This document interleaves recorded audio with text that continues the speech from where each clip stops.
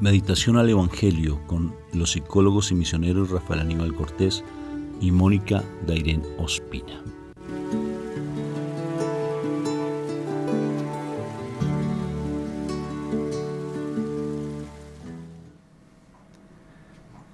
Bueno, un fraterno y filial saludo de paz y bien. Dios me los bendiga a todos ustedes, que el Señor me los siga iluminando con su gracia, que el Señor me los siga dando realmente esa alegría que solamente proviene de Él. Porque dice la palabra, Moni, lo más de lindo, que solamente la paz y la felicidad verdadera la trae nuestro Señor Jesucristo. Él mismo lo dijo, y también dijo que sin mí nada podéis hacer. Eso es espectacular. Por eso tenemos que aprender a confiar en el que trae la verdadera paz, porque a veces creemos que la paz y la felicidad la trae las cosas del mundo, o lo que nosotros podemos hacer, o que el yoga, o que la respiración trascendental, o la meditación trascendental. No, la trae solamente nuestro Señor Jesucristo, y la felicidad verdadera no la trae el hombre, no es la que es que se fue. ¿Por qué murió? Porque el Señor me la quitó, como decía esa canción tan particular, echando la culpa al Señor de todo, cuando realmente todo pasa para bien, y la felicidad y la paz la trae solamente el Señor Jesucristo. Vamos a empezar entonces este momento invocando la Santísima Trinidad. Por la señal de la Santa Cruz de nuestros enemigos, líbranos, Señor, Dios nuestro. En el nombre del Padre, del Hijo y del Espíritu Santo. Amén, amén y amén. Padre Santo, yo te doy gracias por este momento que tú nos das, por este momento de estar en tu presencia, Padre amado del cielo, porque eres tú el único que realmente trae esa felicidad y esa paz verdadera. Ven a nuestro encuentro, Padre Santo. Como en diciembre aquí en Colombia se dice, ven, no tardes tanto. Ven, no tardes tanto. Anhelamos realmente que tú estés con nosotros, anhelamos tu segunda venida, amado Jesús de Nazaret. A veces tenemos muchos miedos de morir, pero ¿por qué tenerle miedo a la muerte, Padre, cuando realmente el morir todos los días implica nacer en ti? Queremos morir para vivir. Gracias, Padre, porque tu palabra nos ayuda a morir a esas tendencias pecaminosas, a ese ego, a esa cuestión corporal que siempre nos quiere pegar al mundo como un imán, nos quiere aferrar al mundo como un imán. Por eso queremos nutrirnos de ti, alimentarnos de ti, comer de tu alimento verdadero, ese maná bajado del cielo que es tu palabra viva, traída por nuestro Señor Jesucristo, que es la palabra viva, nutrida, alimentada y fortalecida con el Espíritu Santo. Ven, Espíritu de amor, toca nuestros corazones. Hoy te entrego el control de mi vida, Espíritu Santo. Te entrego lo que soy, dilo conmigo. Te entrego mi espíritu, mi alma, mi cuerpo.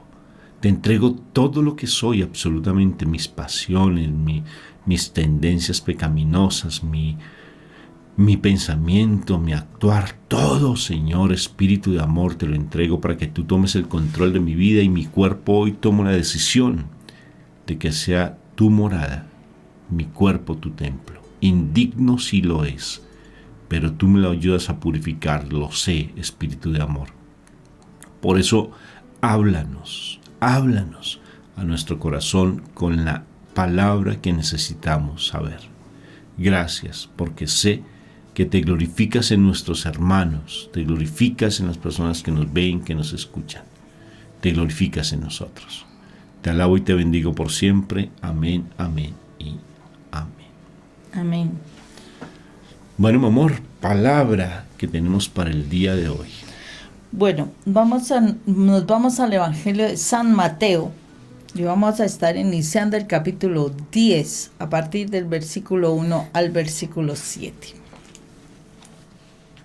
En aquel tiempo Jesús llamó a sus 12 discípulos y les dio autoridad para expulsar espíritus inmundos y curar toda enfermedad y toda dolencia. Estos son los nombres de los 12 apóstoles. El primero, Simón, llamado Pedro, y Andrés su hermano, Santiago, el de Zebedeo, y Juan su hermano, Felipe y Bartolomé, Tomás y Mateo el publicano, Santiago el de Alfeo y Tadeo, Simón el de Caná y Judas Iscariote el que lo entregó.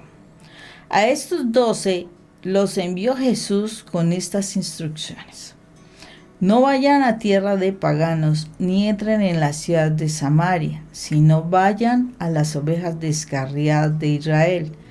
Vayan y proclamen que ha llegado el reino de los cielos. Palabra de Dios. Gloria a ti, Señor Jesús. Yo podría decir que me llama la atención de este texto dos momentos, pero bueno, vamos a tomar uno primero. Y ese primero es que nuestro Señor Jesús llamó a sus 12 discípulos. O sea, discípulos eran aquellos que le estaba disciplinando, que estaba formando, que estaba instruyendo. O sea, que les estaba dando toda una cantidad de indicaciones frente al reino de Dios. Estos 12 discípulos fueron los que aprendieron muchas cosas, vieron muchísimos milagros. O sea, yo creo que lo que ellos vieron no lo alcanzó a ver todo, o sea, no lo vieron las otras demás personas, incluyendo a Judas Iscariote, que también tuvo la posibilidad de ver tantas cosas asombrosas que hizo nuestro Señor. Y curiosamente, viene el Señor y los llama, y Él es el que va y los envía. Sí, miremos que aquí dice, primero les da autoridad. O sea, en ese momento, si ellos en cualquier momento hubieran querido tomar por sí mismos la rienda de, no, yo me voy a ir a expulsar demonios.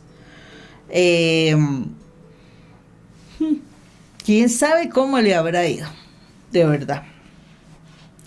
Pero, curiosamente, aquí nos se muestra cómo el Señor es el que nos da autoridad. Él es el que nos da, después de una formación, nos da la autoridad, ¿sí? Para expulsar demonios, ojo, para expulsar demonios, para curar enfermedades y sanar dolencias. Él toma dos cosas totalmente diferentes. Las dolencias y las enfermedades no son la misma cosa. Podemos decir que la dolencia es cuando algo te duele. Posiblemente te duele la traición, te duele que te hayan abandonado, te duele el rechazo, te duele muchas cosas. Son dolencias. Diferente a las enfermedades. Las enfermedades te puede doler, ¿sí? Pero la enfermedad es una cuestión física, ¿no? Entonces, miremos que aquí el Señor está cubriendo elementos importantes en la vida del ser humano, como es la expulsión de demonios. O sea que en la palabra dice que sí hay demonios. Que sí hay demonios y que además de eso vienen a atormentar a las personas, ¿sí? Espíritus inmundos.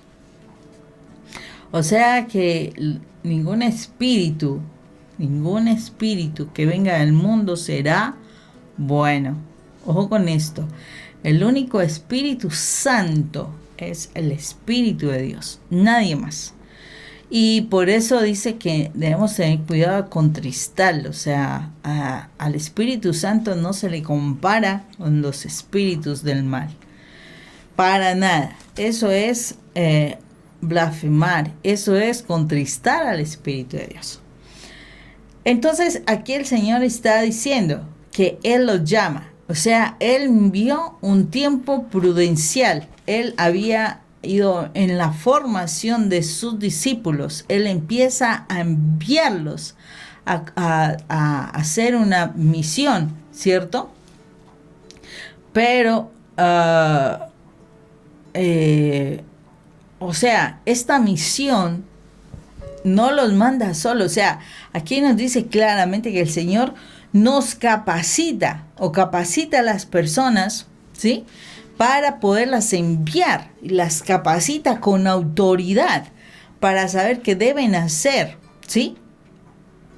Él fue el que les da la autoridad para hacerlo. Y con esa autoridad se podían ir. O sea, imagínense que el Señor no les hubiese dado la autoridad de expulsar espíritus inmundos, de sanar enfermedades y las dolencias. Y no les hubiese dado esa autoridad, sino que les hubiese dicho vayan ustedes y háblenles a las personas y bueno, todo esto. Y entonces se presentaban los demonios, se presentaban las enfermedades, y ellos hablando de sanidad, ellos hablando de liberación, ellos hablando de que el reino de Dios está cerca y bien atados las personas que estuviesen allí escuchándolos. Entonces lo único que se iba a ver era la burla, era como la incredulidad de que de verdad Dios sí hacía algo, ¿sí? Porque la realidad es esto, o sea, cuando se muestra que el reino de Dios se acerca, es para que el Señor muestre que sí hay una respuesta a cuando el Señor se acerca a nuestras vidas.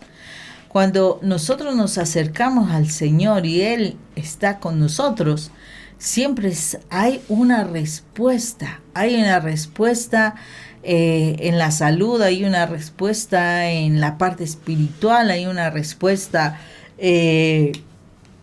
frente a las dificultades, frente a las tristezas, las ansiedades. O sea, hay una respuesta. Si eso no se da, es porque realmente estará la presencia de Dios allí, ¿sí? Yo me acuerdo había un sacerdote en la Renovación donde íbamos hace muchísimos años. Decía, si tú vas a la iglesia y no percibes nada, huye, huye de allí, porque allí no está la presencia de Dios. O sea, cuando tú estás en la presencia de Dios, hay sanación. Fue un momento, una frase que leí, una oración que leí así de carrerón el día de ayer, y me pareció bien interesante porque decía, ora lo suficiente, ora tanto, que hasta el dolor se te vaya. O sea, debes orar hasta cuando el dolor se te vaya. Y es una verdad.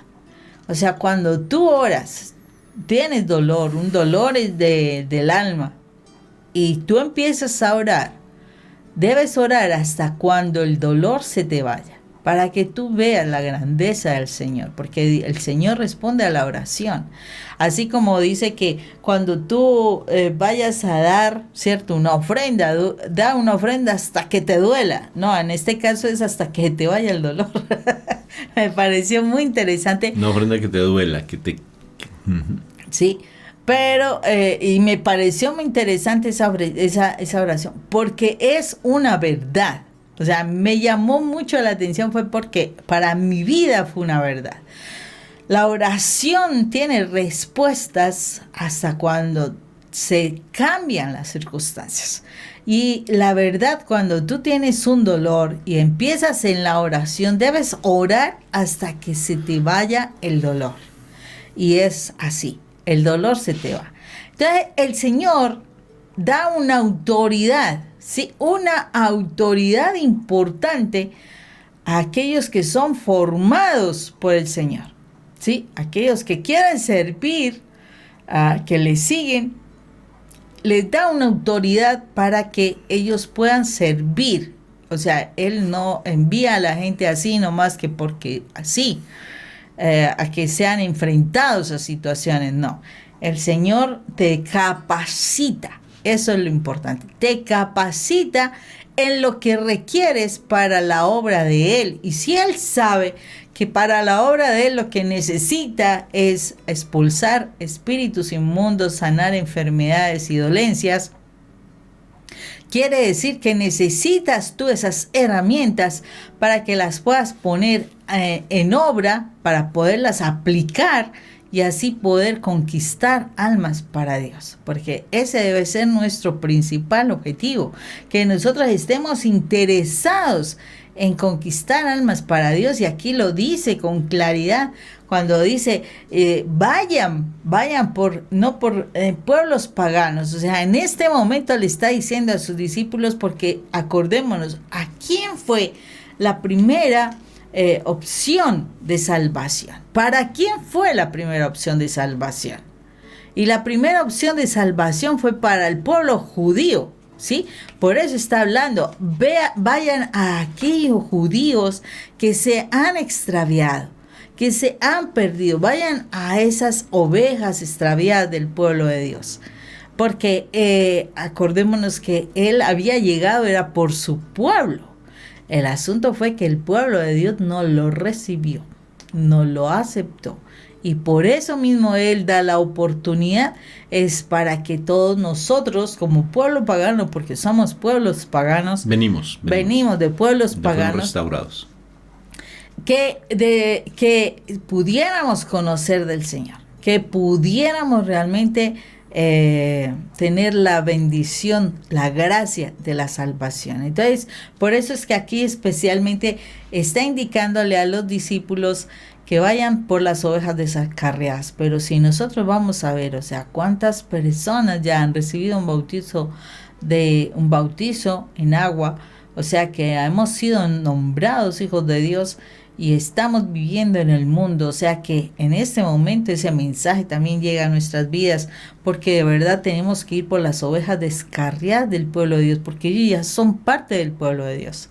Y necesitamos ir por esas ovejas descarriadas, y la mayoría de las ovejas descarriadas pueden estar cerca de nosotros, en nuestros hogares, en nuestras familias o con nuestras amistades. Entonces el Señor aquí nos está invitando a algo. Si nosotros estamos siendo personas formadas por el Señor, de verdad, si tú estás asistiendo a la iglesia y estás siendo formado por el Señor está capacitando para que tú vayas posteriormente, seas enviado para que puedas ir por esas ovejas que están descarriadas y que necesitan encontrar el camino de la salvación. Me llama la atención haciendo la lista de los hermanos, de los discípulos del Señor.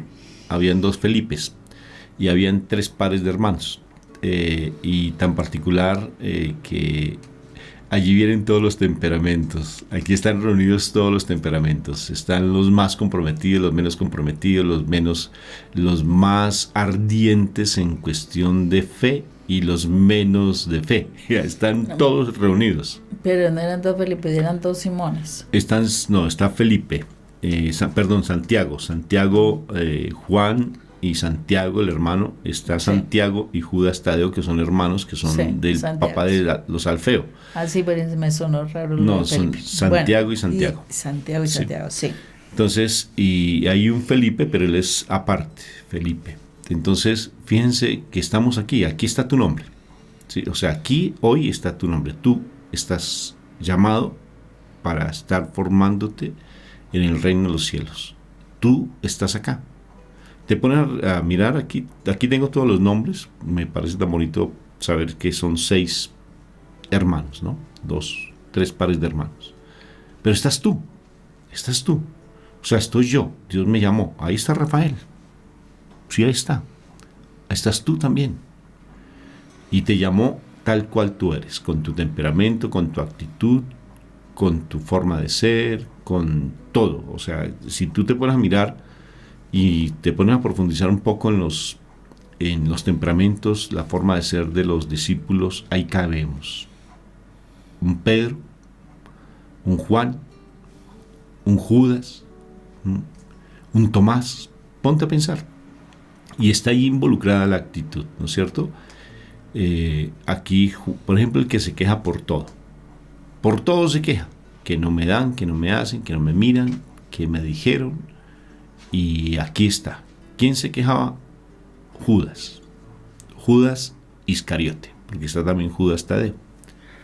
Pero fíjate que si Dios me llama así como soy, tal vez no soy un teólogo, un filósofo, porque escogió, miren, no hay ninguno así que diga letrado. Posiblemente Simón es Simón Celote. Era una persona muy, muy, muy instruida. ¿El de Caná? Sí, el de Caná, Simón el de Caná o el Celote. Entonces, fíjense cómo nos escoge tal cual somos porque el Señor es el hacedor nuestro.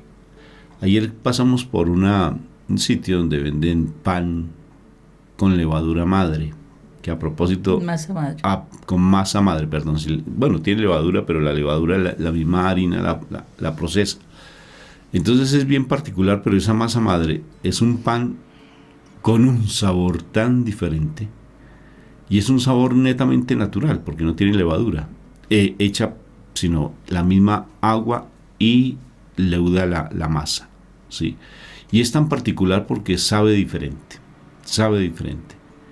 Y ese sabor diferente es lo que nosotros, si nos dejamos moldear, es tan delicioso, es tan hermoso. Y uno siente un deleite y un gusto. Por ejemplo, el panadero que hace pan con harina madre es tan particular, pero no lo hace de una manera comercial, o sea, que la hace por hacerla, sino que él se deleita. ¿Viste cómo se deleita? Este pan lo hace con una alegría, lo entrega, pero como si fuese algo especial. Qué particular este panadero. Me llamó tanto la atención lo que nos comimos una hamburguesa, un sándwich vegano, ¿sí? Pero sabía tan diferente a lo que nosotros alguna vez hicimos un retiro con mi esposa un ayuno, perdón. Ay, gracias, mi amor, hoy me estás ayudando harto, me alegra. Un ayuno de Daniel y nos tocó comer comida vegana. ¡Uy! Pero qué sufrimiento. Sí, porque no, como decía un hermano aquí en mi comunidad, la carne como me faltaba, sí, y ese saborcito a lo que generalmente siempre uno come. Pero me parece tan interesante que realmente cuando algo es natural, cuando uno empieza ya a entregarse a las cuestiones del Señor, uno las cosas del mundo le empieza a dejar de lado y empieza a encontrarle un sabor tan diferente. Y si uno quiere comportarse tal vez como este panadero, haciendo lo mejor, porque lo hace con un gusto, con una alegría, lo hace con tanto, pero es alegre haciendo las cosas, así saque un pancito, pero lo hace con tanta alegría que todo cambia de sabor. Depende del llamado que tenemos, sí. Todos somos diferentes, sí. No todos estamos tal vez posiblemente llamados a que hagamos, por ejemplo, aquí, como nosotros que hacemos tantas cuestiones a nivel de internet, tal vez tú no. Sí, pero tienes un llamado muy lindo frente a tu familia, el ser alegre, el ser compasivo, ser misericordioso. Así seas con lo que sea, pero también podemos cambiar y modificar nuestras actitudes, como le pasó a Tomás, por ejemplo. Hasta que no tuvo un encuentro personal con el Señor, después de 3 años que andó con el Señor, Tomás no cambió su vida, sino hasta que tuvo un encuentro, hasta que metió los dedos en la llaga del Señor. Tal vez el Señor está esperando eso de nosotros, que tal vez esa frialdad, esa duda, que todo por todo nos quejamos, que siempre vemos lo negativo en todo, tengamos que meter los dedos en la llaga del Señor. Y Él se lo permite, porque Él nos ama, nos quiere como somos, con todas nuestras dificultades, con todas nuestras diferencias, con todas las situaciones que tenemos a nivel personal, nos ama. Y así como somos, nos busca para que nosotros vayamos por esas ovejas descarriadas, y empezando por nuestra propia vida, por nuestra familia, y lo único que Él quiere es que seamos obedientes a su llamado, y nos da una autoridad tan bonita, pero tan bonita, como por ejemplo, me llama la atención este panadero, de verdad me impactó, porque él tiene autoridad ante la masa, ¿sí? Y la hace y la fabrica y la moldea y le pone linaza, por ejemplo, o sea, cosas que yo no había sabido, y es muy, muy hermoso. De igual manera también a ti te da esas herramientas para que tú seas ese panadero experto, pero tienes que fortalecerte y formarte, para que tú vayas y creas que te dio autoridad. Él te dio autoridad. Entonces, un llamado muy bueno. Salud. Perdón. Un llamado muy hermoso. Un llamado muy bello nos da el Señor hoy. Hoy me dice, ve por esas almas que necesitamos conquistar, porque mi papá Dios, así lo dice la palabra, Él hace todo lo que sea para que ninguno de sus hijos se pierda. Y tú eres el Hijo de Dios, y no solamente cualquiera, sino el Hijo más amado. Y te da una autoridad linda para ir a traer almas para el reino. Espectacular el mensaje de hoy, mi amor, porque nos hace ese llamado hermoso. Y más hermoso, ¿sabes cuál es la frase que dice este texto? Yo creo que es la más hermosa. Dice, proclamen que ha llegado el reino de los cielos. Qué lindo. O sea, ¿desde hace cuánto el reino de los cielos está con nosotros? ¿Desde hace cuánto? Pero ¿cuántos aún hoy, y aún de los que están escuchando el mensaje, viven todavía en la esclavitud? Viven todavía en la tristeza, en la angustia, en la amargura, en tantas cosas. De verdad, ¿cuántos sabiendo? Lo más seguro es que saben que el reino de Dios ya está con nosotros. Ha llegado el reino de los cielos. Y en este momento todavía están viviendo en la esclavitud que da el reino de Satanás. De verdad que sí. Entonces, ¿es por qué? Porque no nos acercamos.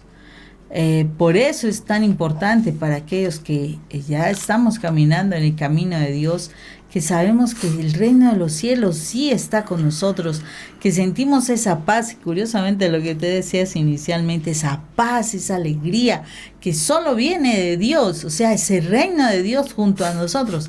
Eso es lo que tenemos que compartir, eso es lo que tenemos que transmitir a las otras personas. Un Dios que viene con poder, con autoridad. Y cómo se manifiesta, o sea, ese reino se manifiesta a través de ti, cuando tú de verdad estás unida al Señor, cuando tú de verdad estás viviendo la presencia de Dios. El Señor te da de su autoridad para que tú muestres que el reino de Dios sí está con nosotros. Por eso no hay que tener temor a la oración, no hay que tener temor a estudiar la palabra, porque ahí es donde el Señor te va a instruir, ¿sí? Es el tesoro más grande que el Señor nos ha dejado. De verdad que su palabra de Dios es un tesoro inigualable. Y cuando nosotros tenemos ese tesoro, tenemos el manual de formación. El Señor te está dando todas las herramientas para que, habiendo estudiado ese manual, y yo quedo asombrada y ahorita viene a mi memoria eso, que yo sé que nuestra iglesia tiene muchas cosas maravillosas y sobre todo ha establecido muchos como especie de libros de formación de los diferentes grupos apostólicos, y se consideran esos libros como tesoros, o sea, que no se pueden salir de esas lecciones. Y yo digo, Dios, y es el libro más importante, el libro más sensacional, el tesoro más maravilloso que nunca hemos podido ver, que es la palabra de Dios. Ese libro, esas lecciones, cuando las vamos a tomar y las vamos a poner por obra, impresionante. Vale la pena que también tengamos presente ese tesoro tan maravilloso que el Señor nos ha dado, porque a través de ese tesoro nosotros vamos a poder ir a cumplir esa hermosa misión. Pero yo sé que el Señor, si nos está dando su palabra, es porque nos está formando para que vayamos a cumplir la misión, así sea en nuestra propia casa, como lo dice mi esposo, a los más cercanos. Que les podamos compartir que el reino de Dios está cerca, que el Señor nos trae paz, que el Señor nos trae alegría. Dice la palabra, el gozo del Señor es nuestra fortaleza. Imagínense, si tenías esa inseguridad, tenías ese temor, dice el gozo del Señor es nuestra fortaleza. O sea que si tú eres una persona que vives tristezas y angustias y decepciones y depresiones y ansiedades y no estás en el gozo del Señor, oh, con razón te sientes tan débil. Entonces hay que buscar el gozo del Señor. De verdad que sí. Si tú buscas el gozo del Señor, podrás hacer la obra del Señor y vas a proclamar las grandezas que el Señor hace. Entonces, vamos a darnos la oportunidad de la formación de nuestro Señor para que Él nos dé la autoridad para vencer a aquel que nos ha atormentado tanto y que nos tiene tanto odio. A ese hay que vencerlo. Entonces dejemos que el Señor nos dé esa autoridad por medio de su palabra para que así proclamemos que el reino de Dios está con nosotros. ¿Y sabes cómo puedes encontrar el gozo del Espíritu Santo? Que el gozo viene del Espíritu Santo. ¿Cómo lo encuentras? ¿Cómo encuentras esa alegría y esa paz? Te la voy a decir en una palabra. Abandono. Abandono. ¿Y sabes dónde más lo encuentras? En el servicio. Cuando tú das con amor y haces con amor las cosas. En ese momento empiezas a tener una alegría y un gozo en tu corazón que no te lo da nada ni nadie. Y sobre todo la paz. También son cosas lindas cuando está el abandono en el Señor. Señor, en ti confío. Y cuando sirves con amor. Un abrazo fraterno en Cristo Jesús. Dios los bendiga. Un fuerte abrazo.